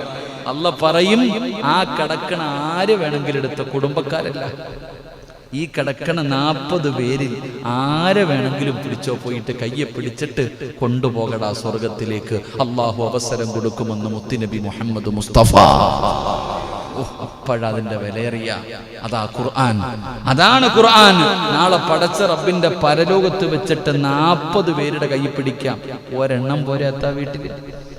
ഇവിടെ വീട്ടിൽ ഒരെണ്ണം പോലെ രക്ഷപ്പെടാൻ. അൽഹംദുലില്ലാ. അല്ലാഹുവേ, ഞങ്ങളുടെ അത്ത എത്ര പുണ്യം ചെയ്തിട്ടുണ്ടാകും. അള്ളാഹു അദ്ദേഹത്തിന്റെ ഖബറിടം വിശാലമാക്കി കൊടുക്കുമാറാകട്ടെ. പലരും നമ്മളോടൊക്കെ പറയാറുണ്ട്, സിറാജ് ഉസ്താദേ, നിങ്ങളുടെ വാപ്പൊക്കെ രക്ഷപ്പെട്ടല്ലോ, ഒരുപാടെണ്ണം ഉണ്ടല്ലോ, 3-4 ഹാഫിദീങ്ങൾ വീട്ടിലുണ്ട്, അവരൊക്കെ കൊണ്ടുപോയി കഴിഞ്ഞാൽ പിന്നെ നിങ്ങൾക്ക് കൊണ്ടുപോകാൻ ആളെ കാണത്തില്ലല്ലോ. നമ്മളോട് പലരും ചോദിക്കാം. അള്ളാഹു നമുക്ക് ആരെയും കൊണ്ടുപോകണ്ട, നമുക്കെങ്കിലും പോയാൽ മതി. അള്ളാഹു രക്ഷപ്പെടുത്തുമാറാകട്ടെ. അള്ളാഹു രക്ഷപ്പെടുത്തുമാറാകട്ടെ. എൻ്റെ പ്രിയപ്പെട്ട സഹോദരങ്ങളെ, നാളെ 40 പേരെ കൊണ്ടുപോകാൻ അവസാനം സ്വർഗത്തിന്റെ മുന്നിലെത്തുമ്പോ മലക്ക് പറയുവത്രേ, ഓതടാ ഖുർആൻ. സ്വർഗത്തിലേക്ക് കയറി കഴിയുമ്പോ മലക്കുകൾ പറയും ഓതാൻ. ഓരോ ആയത്ത് ഓതുമ്പോഴും ഇവന്റെ സ്ഥാനം ഇങ്ങനെ ഉയരുകയാണ്. പടച്ചവനെ പിന്നെ പിടിച്ചാൽ കിട്ടൂല. ഖുർആനിന്റെ അവസാനത്തെ മിനൽ ജിന്നത്തി വന്നാസ് എന്ന് ഓതുമ്പോ ഓൻ എവിടെ ആയിരിക്കും എന്ന് ചിന്തിച്ചു വയ്ക്കേ. അള്ളാന്റെ പരിശുദ്ധമായ ഖുർആനിലെ 114 അധ്യായങ്ങൾ, 6000-ൽ പരം വരുന്ന ആയത്തുകൾ ഇത് ഓതി കഴിയുമ്പോ എവിടെ എത്തി നിൽക്കണ പടച്ചവനെ? നാളെ സ്വർഗവാസികൾ ചോദിക്കോത്രേ, ഈ ഊഞ്ഞാലിന്റെ മുകളിൽ ഇരുന്ന ആടിന ഈ കുട്ടിക്ക് ഈ പ്രതിഫലം കിട്ടാൻ കാരണം എന്താണ്? ആ ഇരിക്കണ മക്കൾ ആരാ? അവർക്ക് ഈ പ്രതിഫലം എങ്ങനെയാ കിട്ടിയ? അപ്പൊ പറയത്രേ, അഹ്ലുൽ ഖുർആൻ, അവർ ഖുർആനിന്റെ ആൾക്കാരാ, അവർ അള്ളാന്റെ പരിശുദ്ധമായ ഖുർആൻ പഠിച്ചവരാ, അവർക്ക് അള്ള കൊടുത്തിരിക്കുന്ന പ്രതിഫലം ഇതാണെന്ന് പറഞ്ഞു കൊടുക്കും. അപ്പൊ നമ്മുടെ എഞ്ചിനീയറായ മോൻ എവിടെ ആയിരിക്കും? നമ്മുടെ ഡോക്ടറായ മകൾ എവിടെയായിരിക്കും? അള്ളാഹു ദുനിയാവിലും ആഖിറത്തിലും ഉപകരിക്കുന്ന വിഭാഗത്തിൽ പെടുത്തുമാറാകട്ടെ. അള്ളാഹു നമ്മുടെ മക്കളെ നാളെ നമ്മളെ സ്വർഗത്തിൽ കൊണ്ടുപോകുന്ന മക്കളായി അള്ളാഹു സ്വീകരിക്കുമാറാകട്ടെ. അപ്പൊ ഞാൻ പറഞ്ഞു വന്നത്, അള്ളാഹുവിന്റെ ഖുർആൻ പഠിച്ചവർ അവരാദരിക്കുന്നത് ആരാദരിക്കുന്നത് പോലെ എന്ന് പറ, അള്ളാഹ് ആദരിക്കുന്നത് പോലെ. താടിയും തഴമ്പിലൊന്നും നോക്കരുത്, ചെറുതോ വലുതോ എന്ന് നോക്കരുത്. അവനോട് പറയണം, മോനെ ദുആ ചെയ്യ്. അവനോട് പറയണം, എനിക്ക് വേണ്ടി ദുആ ചെയ്. ആ കുട്ടിയുടെ ദുആയ്ക്ക് ഉത്തരമുണ്ട്. അള്ളാഹു നമ്മുടെ കുടുംബത്തിൽ ഒരു ഹാഫിദിനെ നൽകി അനുഗ്രഹിക്കുമാറാകട്ടെ. അള്ളാഹു നൽകി അനുഗ്രഹിക്കുമാറാകട്ടെ. മൂന്നാമത്തെ വിഭാഗം നീതിമാനായ ഭരണാധികാരി. നീതിമാനായ ഭരണാധികാരിയെ ആദരിക്കുന്നത് അള്ളാനെ ആദരിക്കുന്നത് പോലെയാണെന്ന് നബിയിന റസൂലുള്ളാഹി സ്വല്ലല്ലാഹു അലൈഹി വസല്ലം. അങ്ങനെ ഒരു ചങ്ങാതിയെ കാണണമെങ്കിൽ മഷീട്ട് നോക്കിയാൽ പോലും പറ്റൂല. നീതിമാനായ ഒരു ഭരണാധികാരിയെ ആദരിക്കണമെന്ന് അങ്ങനെ ഒരു ചങ്ങാതി കാണാൻ പറ്റുമോ? നമുക്ക് പറ്റുമോ? ഇല്ല. അതാണ് അവസ്ഥ. ഇന്നത്തെ അവസ്ഥ വെച്ച് നോക്കുമ്പോൾ അങ്ങനെയുള്ള ഒരാളെ നമുക്ക് കാണാൻ പറ്റൂല. ഭരണാധികാരി എന്ന് പറയുമ്പോൾ, നീതിമാനായ ഭരണാധികാരി എന്ന് പറഞ്ഞ ഇന്ത്യയുടെ പ്രധാനമന്ത്രി മാത്രമല്ല കേട്ടാ, നിങ്ങളും ഒരു ഭരണാധികാരിയാ. പായിപ്പാട് മുസ്ലിം ജമാഅത്തിന്റെ ഓരോ മനുഷ്യനും ഞാനൊരു ഭരണാധികാരിയാ. എവിടുത്തെ ഭരണാധികാരി? എൻ്റെ വീടിന്റെ ഭരണാധികാരി ഞാനാ. നിങ്ങൾ ഓരോരുത്തരും നിങ്ങളുടെ വീടിന്റെ ഭരണാധികാരിയാ. നിങ്ങളാണ് വീട് ഭരിക്കുന്നതില്ലേ, വീട്ടിന്റെ കാര്യങ്ങളൊക്കെ. അപ്പോ എല്ലാവരും അങ്ങനെ വരും. അള്ളാഹു നമുക്കൊക്കെ ഈമാൻ നൽകി അനുഗ്രഹിക്കുമാറാകട്ടെ. എൻ്റെ പ്രിയമുള്ള സഹോദരങ്ങളെ, മാഷാ അല്ലാഹ്, നിർത്താറായോപ്പ 10 മണിയായി. ഞാൻ ഉദ്ദേശിച്ച വിഷയം പറഞ്ഞില്ല. ഈ 3 കാര്യം പറഞ്ഞുകൊണ്ട് അങ്ങോട്ട് കയറി പോയത്. ഇതാണ് ഈ പ്രശ്നം. കാട് കയറി അങ്ങ് പോവാ. അള്ളാഹു കാത്തിരക്ഷിക്കുമാറാകട്ടെ. അപ്പൊ 3 പേരെ ബഹുമാനിക്ക്, ആദരിക്ക്. അള്ളാഹു നമുക്ക് ഈമാൻ നൽകുമാറാകട്ടെ. എൻ്റെ പ്രിയമുള്ള സഹോദരങ്ങളെ, മഹാനായ നബി മുഹമ്മദ് മുസ്തഫ. ബോറടിച്ച അൽഹംദുലില്ലാ. അപ്പൊ നിങ്ങൾ ചിന്തിക്കുക, എൻ്റെ പൊന്നാര സിറാജ് ഉസ്താദ്, ഈ ഹാഫിദീങ്ങൾ മാത്രമേ പോകത്തുള്ളൂ, നമുക്കൊന്നും ഇല്ലേന്ന്. നമ്മൾ ചിന്തിക്കുന്നത് ഹാഫിദീങ്ങളും ആലിമീങ്ങളും മാത്രമേ പോകത്തുള്ളൂ. നിങ്ങൾക്ക് പോണോ? നിങ്ങൾക്ക് ഒരാളെങ്കിലും കൊണ്ടുപോകാനുള്ള ഒരു അവസരമുണ്ട്. നിങ്ങൾ അല്ലാതെ ഒരാളെ കൂടെ സ്വർഗത്തിൽ കൊണ്ടുപോകാനുള്ള അവസരം അള്ളാഹു ഭാഗ്യം തരുമാറാകട്ടെ. ഇപ്പൊ കൂടെ നിങ്ങൾ മാത്രമല്ല, നിങ്ങൾക്ക് 40 പേരെയൊന്നും കൊണ്ടുപോകാൻ പറ്റൂല. ഒരാളെങ്കിലും കൊണ്ടുപോകാൻ പറ്റും. അതിനുള്ളൊരു വഴി പറഞ്ഞു തരട്ടെ. ഒരരക്കൈ നോക്കിക്കൂടെ? അല്ലാഹുക്ക് വലിയ പവറൊന്നും ഇല്ലപ്പാ. അൽഹംദുലില്ലാ, അള്ളാഹു ഭാഗ്യം തരുമാറാകട്ടെ. നിങ്ങൾ ഖുർആനെ സ്നേഹിച്ചാൽ മതി. നിങ്ങൾ ഖുർആൻ ഓതണം. ഒരു ദിവസം പോലും ഖുർആൻ ഓതാത്ത ഒരു ദിവസം നിങ്ങളുടെ ജീവിതത്തിൽ പാടില്ല. നിർബന്ധമായിട്ടും നിങ്ങളുടെ വീട്ടിൽ ഖുർആൻ ഓതണം. നിങ്ങളുടെ ഭാര്യ, നിങ്ങളുടെ മക്കൾ, അത് ടൈം ടേബിൾ ആയിരിക്കണം. നിർബന്ധമായിട്ട് ഓതിപ്പിച്ചിരിക്കണം. വീട്ടിൽ ആരെങ്കിലും ഖുർആൻ ഓതാത്ത ഒരു ദിവസം നിങ്ങളുടെ വീടിൻ്റെ അകത്ത് വേണ്ട. നിർബന്ധമായിട്ടും. പടച്ചവനെ, എത്രയോ സമ്പന്നന്മാർ എനിക്കിപ്പോഴും ഓർമ്മയുണ്ട്. ഏറ്റവും വലിയ, ഞാൻ കണ്ണൂര് പാനൂർ എന്ന് പറയുന്ന സ്ഥലത്ത് ഞാൻ ഒരു വീട്ടിൽ പോയി. അള്ളാഹു, അദ്ദേഹം യൂസുഫ് ഹാജി എന്ന് പറയും, അള്ളാഹു ആഫിയത്തും ദീർഘായുസ് കൊടുത്ത് അനുഗ്രഹിക്കുമാറാകും. അത്ഭുതം തോന്നിയിട്ടുണ്ട്. ഞാൻ അവിടെ വഴുതിന് പോയപ്പോൾ വീട്ടിൽ പോയി. ഇത്ര വലിയ സമ്പന്നനാ, ഇത്ര തലാൽ ഗ്രൂപ്പിന്റെ MD ആണ്. ഒരുപാട് സ്ഥാപനങ്ങളുള്ളവരാ. ഞാൻ അദ്ദേഹത്തിന്റെ വീട്ടിൽ പോയി. മഗ്രിബ് നമസ്കാരം കഴിഞ്ഞപ്പോൾ എനിക്ക് അത്ഭുതം തോന്നി. ഇത്രയും വലിയ സമ്പന്നനായിട്ടും ആ മഗ്രിബ് നമസ്കാരം കഴിഞ്ഞപ്പോൾ ആ വീട്ടിലെ കൊച്ചു കുട്ടികൾ വരെ ഇരുന്ന് ഖുർആൻ ഓതുക. ആ വീട്ടിലെ ആണുങ്ങളും പെണ്ണുങ്ങളും കുട്ടികൾ വരെ, അത് ആ വീട്ടിലെ നിയമമാ. ഇത്രയും വലിയ സമ്പന്നനായ മനുഷ്യന്റെ വീടിന്റെ അകത്ത് പോലും മഗ്രിബ് നമസ്കാരം കഴിഞ്ഞാൽ ഖുർആൻ ഓതിയിരിക്കണം, നിർബന്ധം. ഒരു 10 മിനിറ്റ്. അത് കഴിഞ്ഞ് പഠിക്കാൻ തന്നെ അവകാശമുള്ളൂ. ഇത് ഞാൻ പറയുന്നത് ഏതെങ്കിലും ഒരു പാവപ്പെട്ടവന്റെ കുടിലിലെ കാര്യമല്ല. ഒരുപാട് സൂപ്പർ മാർക്കറ്റുകളുള്ള തലാൽ ഗ്രൂപ്പ് എന്ന് പറയുന്ന വലിയൊരു ഗ്രൂപ്പ്, അവരുടെ കുടുംബത്തിന്റെ അവസ്ഥയാ. അള്ളാഹു അദ്ദേഹത്തിന് ദീർഘായുസ് കൊടുത്ത് അനുഗ്രഹിക്കുമാറാകട്ടെ. ആഫിയത്തും ദീർഘായുസും അൽഹംദുലില്ലാ, നമ്മളൊക്കെ വലിയ ഇഷ്ടപ്പെടുന്നവരാ. അള്ളാഹു ആഫിയത്തും ദീർഘായുസും കൊടുക്കുമാറാകട്ടെ. എൻ്റെ പ്രിയപ്പെട്ട സഹോദരങ്ങൾ, അതാണ് വീട് നിർബന്ധം. ഇടയ്ക്ക് ഞാൻ ചോദിച്ചു, ഭക്ഷണം ഒരുമിച്ച് കഴിക്കുക വീട്ടിൽ? എവിടെ പോയാലും ഓടിപ്പിടച്ച് വരും മക്കളൊക്കെ. കാരണം എന്തേ? ഒരുമിച്ച് ഒറ്റ വീട്ടിൽ, ആ വലിയ വീടിൻ്റെ അകത്ത് ഒരുമിച്ചിരുന്ന് അവർ ഭക്ഷണം കഴിക്കാറുള്ളൂ. അതൊക്കെ ആയിരിക്കാം അവരുടെയൊക്കെ ജീവിതത്തിലും ബിസിനസ്സിലെയും ബറക്കത്ത്. അള്ളാഹു നിലനിർത്തി കൊടുക്കുമാറാകട്ടെ.